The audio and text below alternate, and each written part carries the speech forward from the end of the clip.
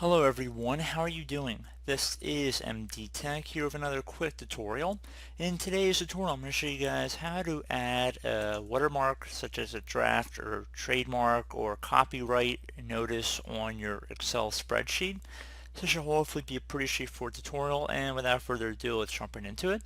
So the first thing you guys are going to have to do is go online and locate a transparent image that says draft or whatever you're basically looking for. So unfortunately, it doesn't really look like Excel really makes it that easy for you guys to actually input your built-in one. So if there's something in Excel, you don't just type something in and it automatically appears.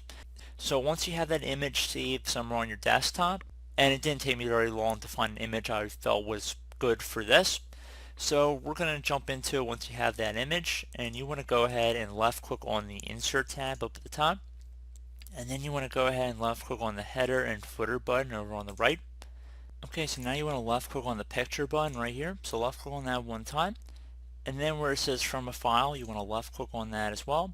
So I already have a picture saved here. So I'm going to just double click on that. Left click on from a file. And now I'm going to select my draft image here. So I'm going to double click on that one time.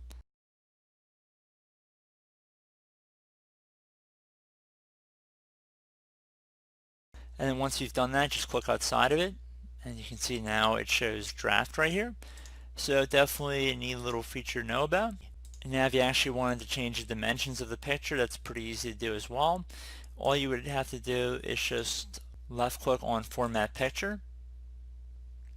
And you have the ability to move it around as well. So you have different options here. So the height of the image, the width, how far you want it to go. So we can make it smaller here as well. So we only wanted to make it 1 inch. So it definitely gives you different options to play with here, and you can crop from the left to right. You can change the brightness settings of it as well. So again, just gives you guys different ideas what you guys can play around with.